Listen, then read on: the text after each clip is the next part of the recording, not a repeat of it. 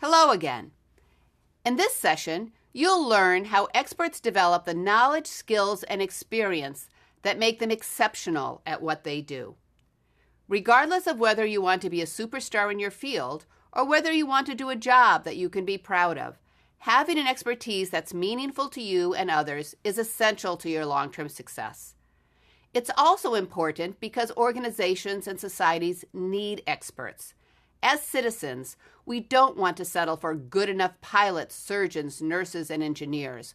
And we don't want to drive cars with flawed airbags, listen to meh concerts, or tolerate mediocre managers.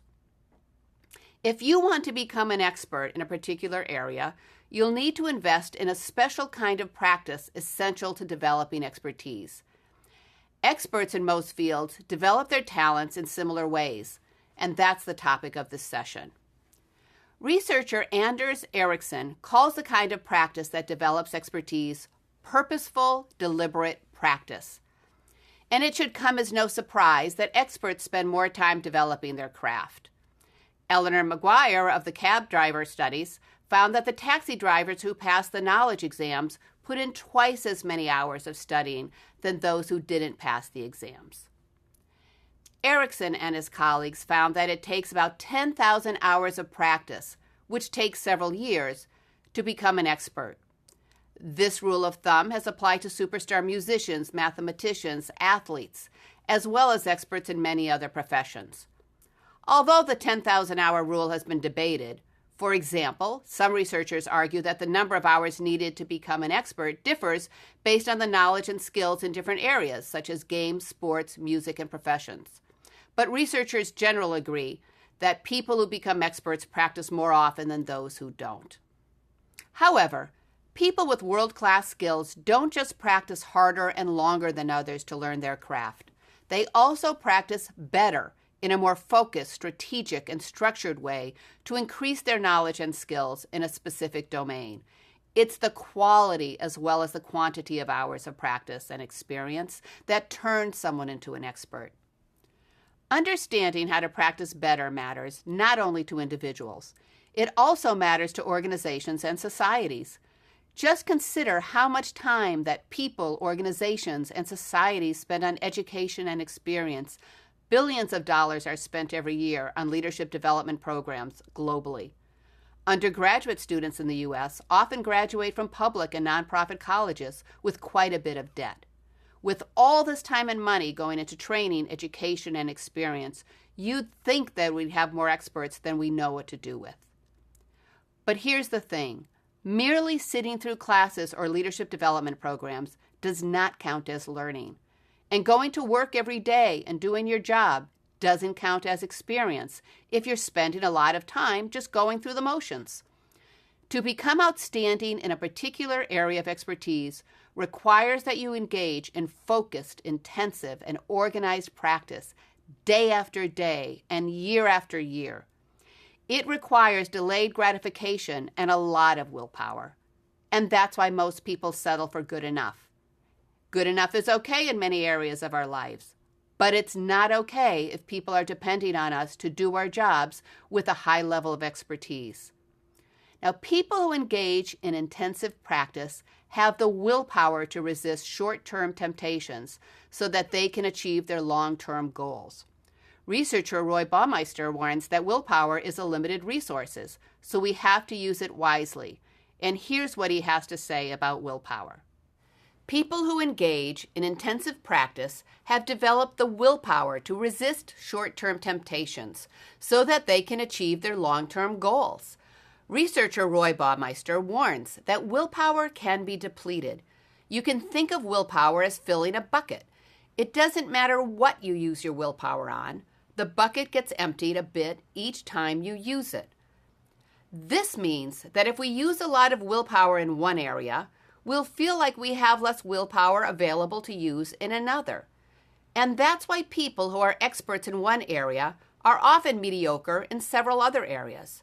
It's also why successful people often do their hardest work early in the day, before the distractions of the day kick in and their willpower begins to dwindle. For example, you can develop good habits so that you don't wear yourself out making so many decisions every day. That's why Mark Zuckerberg, the founder and CEO of Facebook, wears the same light gray t-shirts and dark gray sweatshirts most of the time. He says he wants to save his energy for the more important decisions he has to make every day. You can also manage the environment around you so you don't have to engage your willpower. For example, you can keep unhealthy foods out of the house so you don't have the option to eat them at home. Or you can install an app that won't let you search the internet when you should be working. We'll discuss these strategies as well as others for increasing your willpower later in this course when you start working on your action plan. Now we'll turn to 5 steps for becoming an expert through purposeful, deliberate practice. These steps include: first, identifying your purpose. Second, creating a mental representation of excellence. Third, developing your step-by-step strategy. Fourth, practicing with precision and push. And fifth, measuring your progress. Okay, so first, you need to choose a meaningful purpose. To commit to the rigors of intensive practice, you need to sincerely believe that your long-term goal is worth the time, toil, and sacrifice it requires. Although most people stop practicing once the practice gets too difficult or is no longer enjoyable, experts continue to practice to develop their outstanding talent. They do so because they're committed to their goals, and they connect them to making a positive difference in the world, such as contributing to the well-being of others. Second, you need to create a mental representation of excellence. To become an expert, you need to have an idea in your mind about what expertise looks like. To do this, you can watch experts in action in your desired area of expertise and figure out what they do better than novice or average performers. What makes them special? What knowledge and skills do they have? And how do they develop these? What degrees, certificates, and awards do they have? For example, when I started out teaching, I sat in on the classes of some of the top teachers at the business school. I watched how they taught. I paid attention to the techniques they used to engage the students. I looked at the strategies they used to organize their materials. And I went to workshops and read books about how to become a teacher who can inspire others. Over time, of course, I developed my own style and strategies, but to this day, I still use some of what I learned by watching expert teachers earlier in my career. The third thing you need to do is develop a step-by-step strategy. Once you've identified what excellence looks like in the area you want to develop, you'll want to work backwards from your long-term goals and identify the specific knowledge, skills, and experiences, as well as credentials you'll need. Then you'll need to assess the knowledge, skills, and experiences and credentials you already have. Once you've identified that gap, you can create your step-by-step strategy. Now, this involves breaking your goals down into smaller chunks of knowledge and skills, and then developing a plan for learning and practice each of these chunks until you master them all. As you know, chunking helps you turn an ambitious goal into a set of achievable steps. Specifically, what knowledge or skill will you learn, and how will you learn it? Learning each small chunk of knowledge and skill on its own may not feel that impactful, but as Erickson says, progress comes as a series of baby steps. None very impressive on its own, but they can add up to an incredible journey. The next thing you need to do is practice with precision and push. Once you've identified the area of performance you want to improve, you'll need to practice it in a purposeful and deliberate way. For example, if you want to improve your communication, you might decide to say and ah less often, or you might decide to use more compelling gestures. Give your full attention to the task each time you practice. Erickson says, it's better to train at 100% effort for less time than at 70% effort for a longer period. Many experts engage in concentrated practice for only 2 or 5 hours each day. In one study, Erickson asked expert, average, and least accomplished violinists to keep a log of the time they spent practicing each week. He found that the violinists said they spent the same amount of time practicing, but the most accomplished violinists use their time in a more focused way than the others.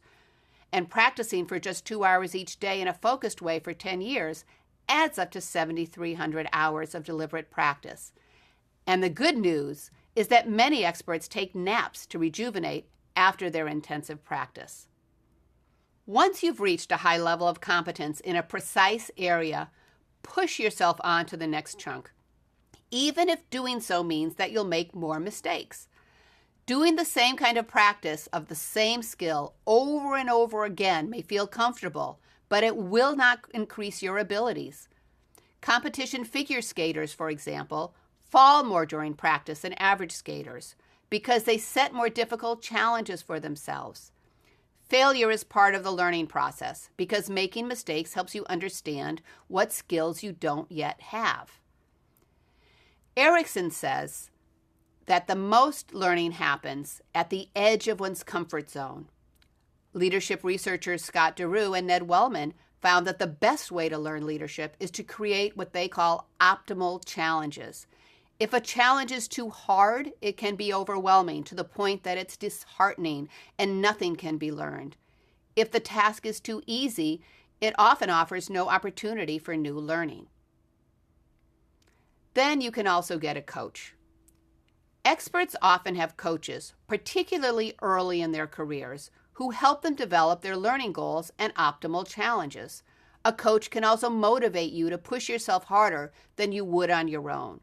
Over time, you're likely to internalize the ability to develop your own stretch goals and stay motivated even without a coach. The last thing you need to do is objectively measure your progress. You'll need to decide how you'll assess whether you've achieved optimal performance in a particular area. And one way is to create SMART goals for every chunk of knowledge or skill you want to develop. Now, SMART stands for specific, measurable, attainable, relevant, and time-bound. Specific means that you've identified a clear and unambiguous area of improvement that you want to develop. Saying, I want to get healthy, wouldn't be specific. Saying, I want to eat more fruits and vegetables, still wouldn't be specific. Saying, I want to eat the equivalent of 3 cups of fruits and vegetables every day would be specific. Measurable means that you've established concrete criteria for assessing when you've achieved the standard of quality you want to achieve for each chunk of knowledge or skill you want to develop. Clear quality standards are important because they help you self-correct along the way before bad habits become etched in and hard to change. Attainable means that you can realistically achieve progress towards your goal. Remember that optimal challenges are those that aren't too easy, but they're not overwhelming to the point that you can't make any progress towards your goal. Said another way, you don't want to bite off more than you can chew. Relevant means that the knowledge and skill you want to master fits with your short and long-term plan to become an expert in your area. It's easy to become distracted focusing on developing knowledge and skills that may be interesting, but they're not central to the expertise you need to develop to become an expert in your desired area.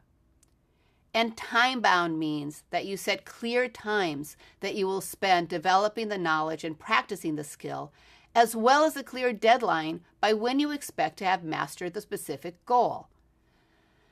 So that's what experts do to build the knowledge and skills that put them at the top of their field. One of the most misleading things about experts is that by the time we see them do their thing, they make it look easy. We rarely see the toil behind the talent. But if you look at the history of anyone who's a known expert, you'll find that they engaged in years of purposeful, deliberate practice. For example, Chris Rock has achieved the pinnacle of success in his field of stand-up comedy. Rock makes his stand-up comedy routines look easy, despite the years of purposeful, deliberate practice that he put into each of his routines. Journalist David Carr described the work that Rock put into developing his routine for the New Year's Eve show at Madison Square Garden in 2007 this way. He said, "For Mr. Rock, being gifted is just about doing the things that make it look easy. For many months, he has been piecing together his act in clubs in New Jersey, New York, Florida, and Las Vegas. Comedy bit by comedy bit, he has built 2 hours of material, 1 minute at a time, culling the belly laughs from the bombs. For him, the 18 warm-up shows he did at the Stress Factory in New Brunswick, New Jersey, preparing for the tour, are more important than his 3 Emmys.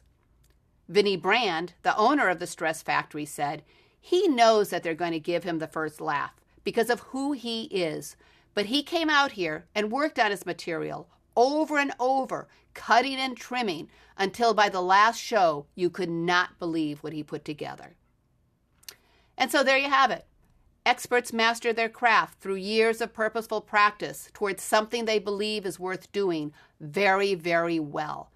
They develop systematic plans for developing small chunks of knowledge and skills that they build on to step by step create the vast body of knowledge and skills that puts them head and shoulders above the rest. And when we see experts do what they do, seemingly so effortlessly, think of Yo-Yo Ma playing the cello. It's easy to attribute their mastery of their craft as being the result of natural talent because we don't see how hard they worked for so many years with so much discipline to develop the talent they have that now looks natural. So now you know a lot more about expertise than you did just a few hours ago. I'll leave you with these questions. First, for you personally, what expertise is worth investing years of mindful, deliberate practice in to become an expert in that area? Second, if you don't want to become a world-class expert, how can you use what you learned in this session to help you achieve your goals? Thanks for watching and learning about expertise.